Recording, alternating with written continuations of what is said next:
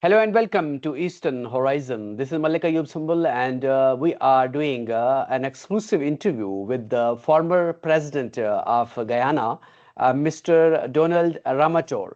So he joined me via video link, and we will discuss a lot. But the topic that is we are going to break down is that why the U.S. is diminishing the world order and why the United States is trying to put down the global order and the global rule of law. So thank you very much, President Donald Ramotar.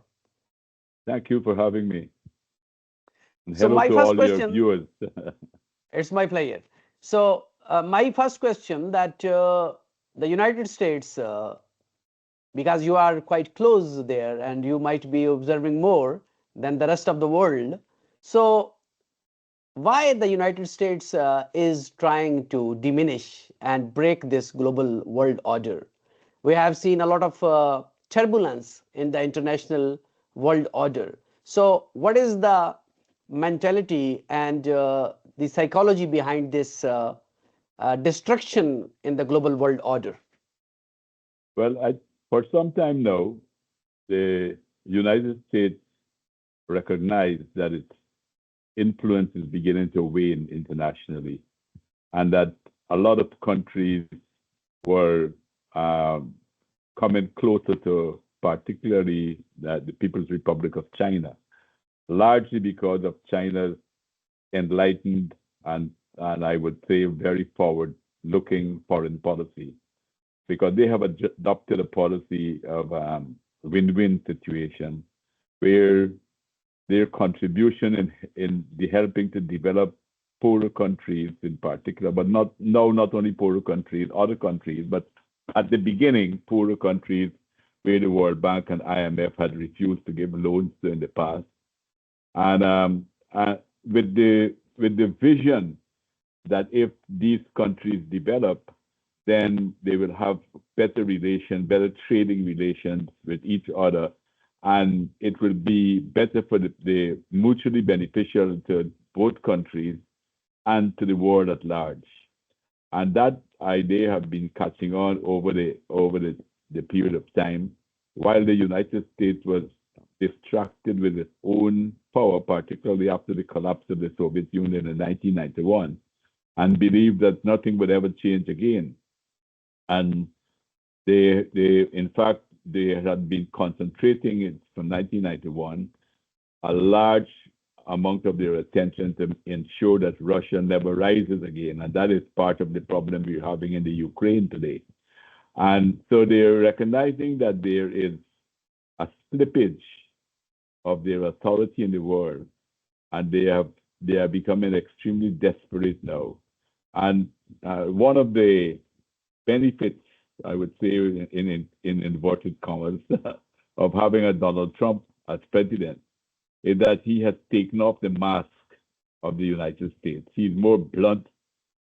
He doesn't leave very much to people's imagination of what is the intention of the United States, unlike some other presidents who might be more suave, like a Clinton or a Obama or so forth. He is very blunt, and I think everyone can understand that there's a level of desperation and trying to use the power that the United States has, which they do have a lot of military power, in order to stop the growth of other countries' influence in the world. Mm-hmm. So, uh, you said that Donald Trump has unmasked the real face of Americans. So, after this kidnapping of Nicolas Maduro, what Mhm. is the atmosphere and especially the U.S. Impression in South and Latin America? I mean, how these countries uh, perceive the U.S. action towards them? I detect two type of sentiments arising in the region. In the Caribbean, for instance, there's a lot of fear of what the Americans can do to them if they do not comply, if they do not toe the line, to put it that way. Marco Rubio had been touring the region at one time and insisting that countries break relationship with China and all manners of things that they're doing. Many of the some of the countries have even supported, come out at least with statements supporting the military presence in the Caribbean, while we were always fighting to make the Caribbean a zone of peace. And now they're militarizing the whole area with their warships here and so forth.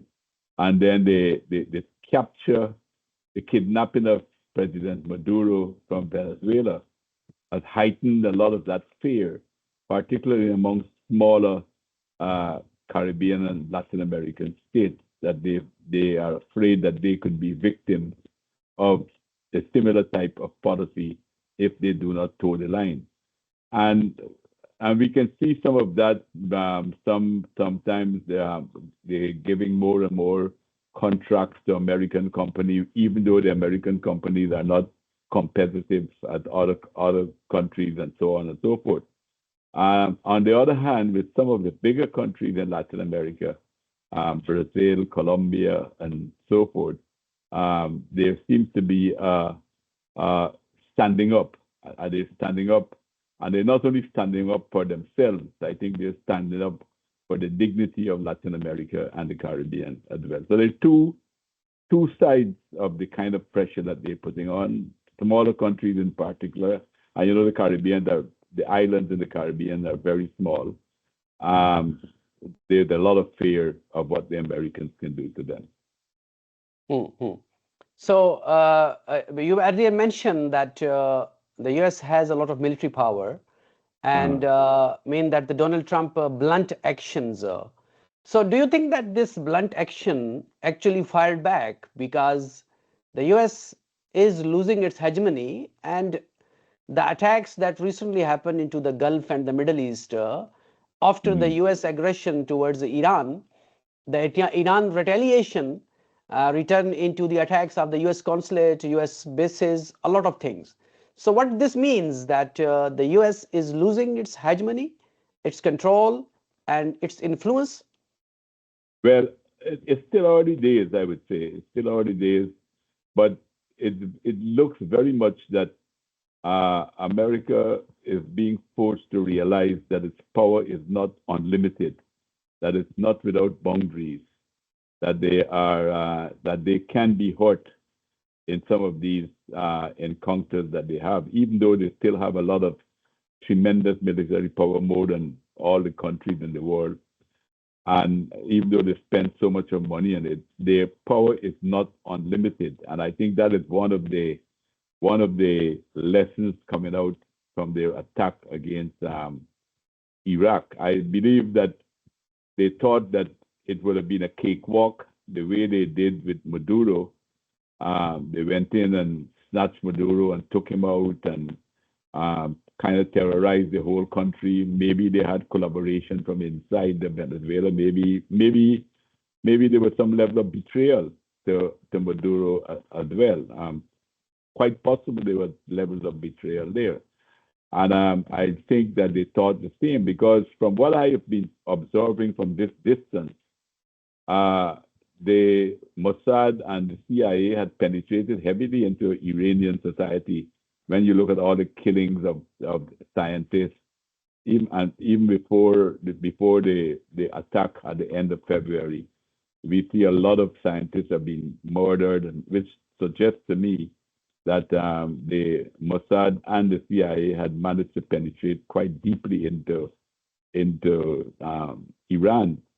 And the killing of Hania there from Hamas and so forth tells me that Iran has to do quite a lot more with their own security, particularly their intelligence. But having said that, I think that was overplayed in the minds of the U.S. Warmongers and the Israeli warmongers, and they thought that just by killing the leadership of Iran, then everything would have collapsed. Well, they found out that that's totally different.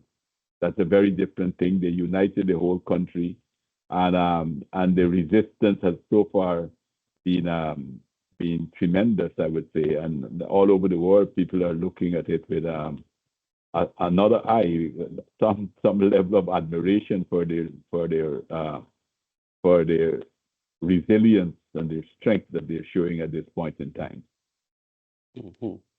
So, how you see U.S. And Donald Trump, especially his attitudes towards its European alliance and the other, I mean that the NATO and the other thing, because we saw that Donald Trump mentioned the occupation of Greenland. He has some topsy-turvy relation with European Union. He also announced some new tariff. So, how you see this policy of United States towards its formal alliance?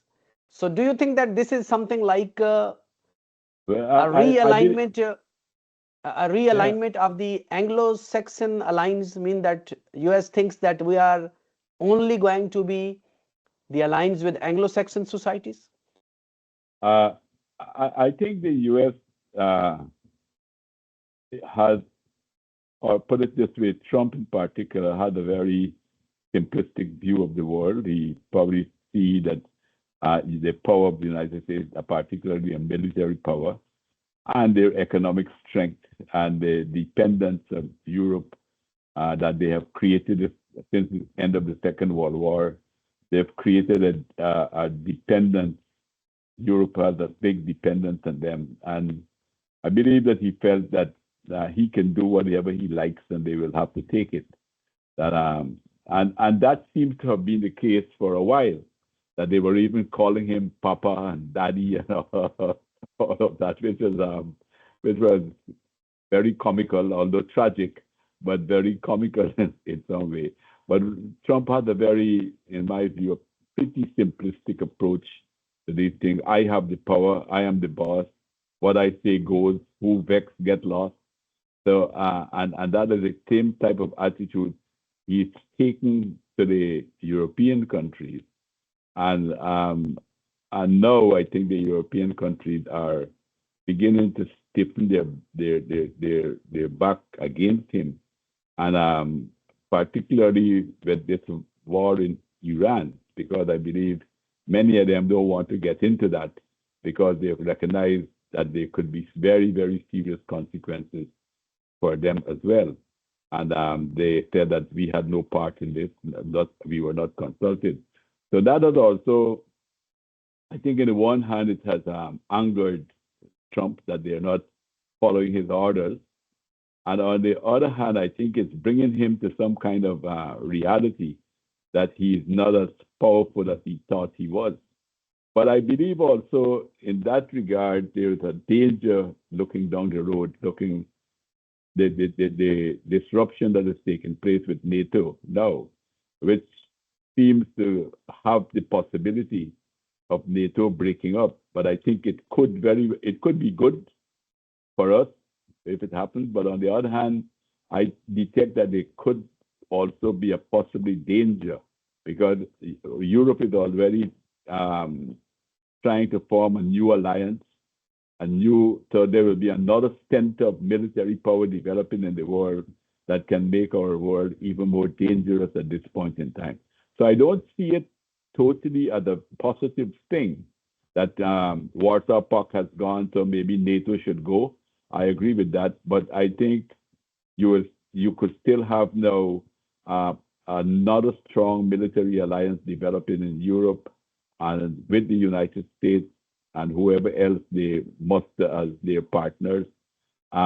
You have China, Russia, and now Iran is emerging as a power to contend with, which to my mind is very dangerous for our world because there'll be a wider militarization taking place that is not good for us working people. So we mentioned that the topic that we are going to discuss is that the US diminishing the global world order.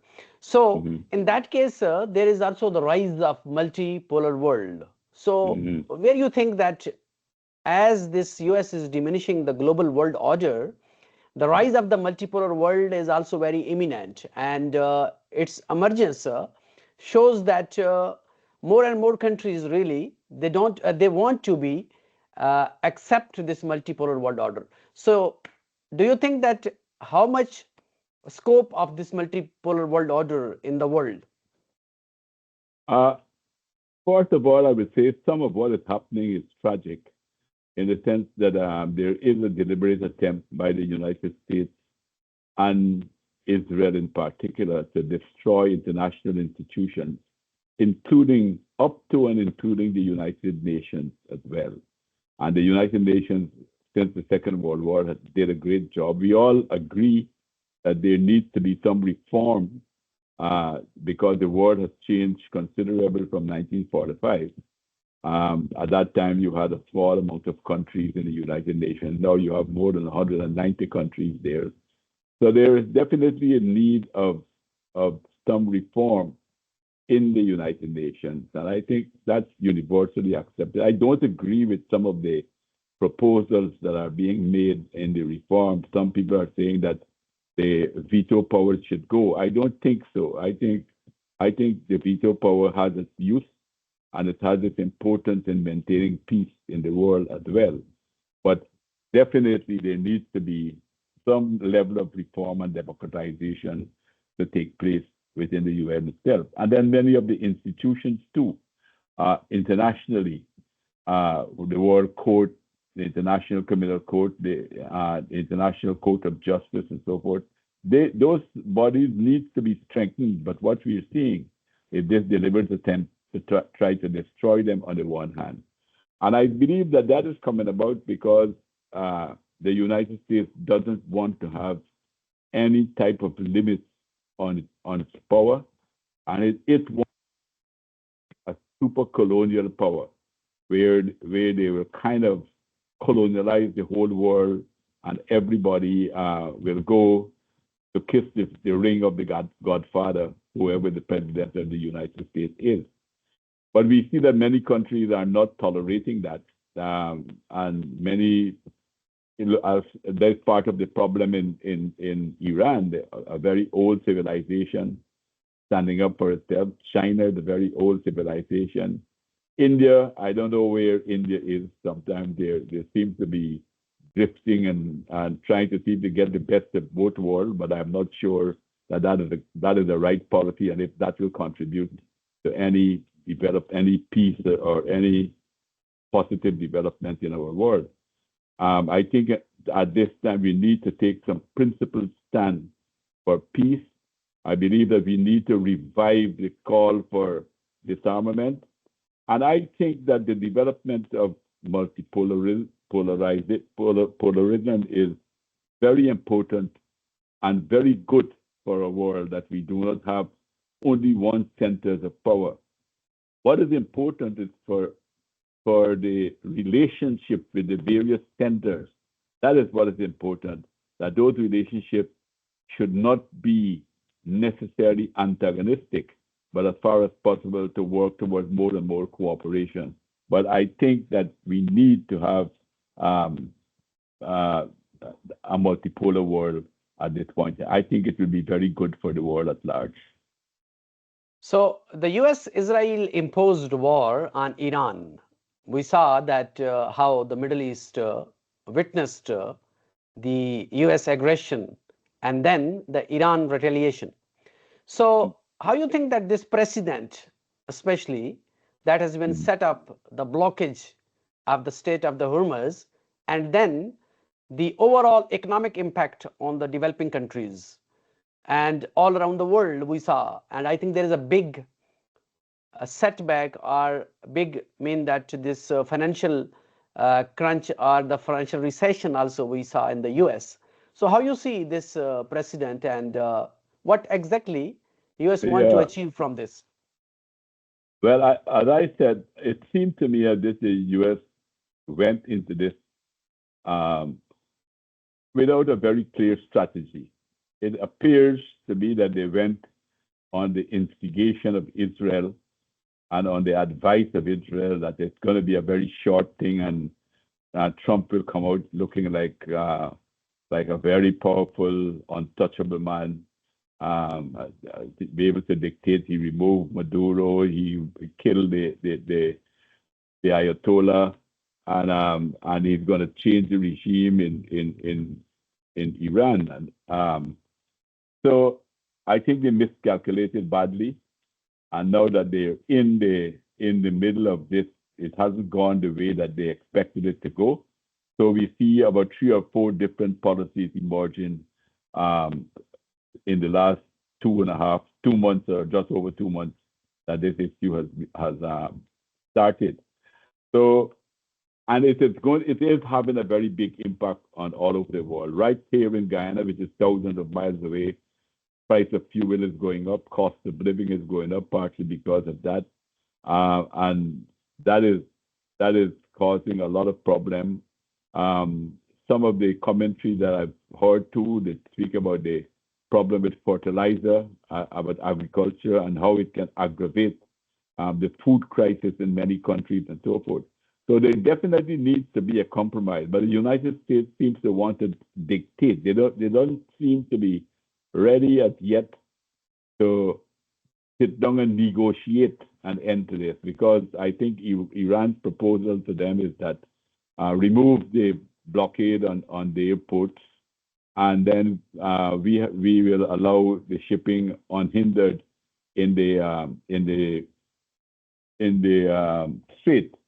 Yeah. That is there. Apart from that, there's another aspect that plays in Iran's favor in a way, is that the insurance companies in the world, the Lloyds in London, they're not insuring any ships going through the strait anymore.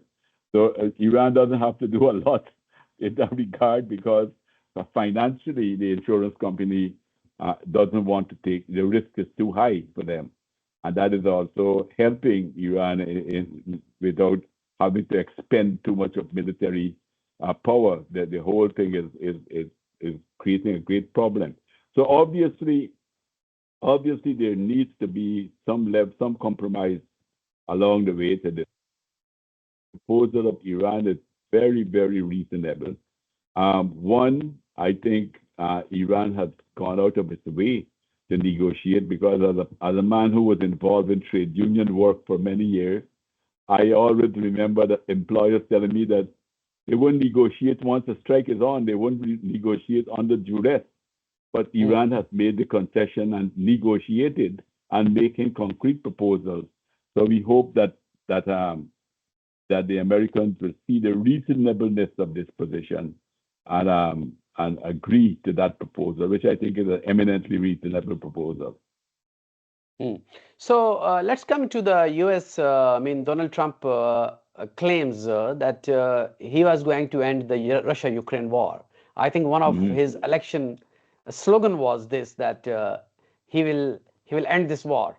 So where you see that why Donald Trump still failed to make any ceasefire between Russia and Ukraine, despite they have several meetings, a couple of meetings he did with Putin. I think that he genuinely wanted to end that war. I believe he wanted to end that war. At that time, too, he had his eyes on the Nobel Peace Prize. So I think that there was a level of genuineness on his part to end the war. But he's working with an apparatus that has historically been anti-Russian and who have been trained and who have been accustomed to work not to put a lot of pressure on Russia as they possibly can. So I think he had, on the one hand, he had a team of people to work with, even some of those who he picked.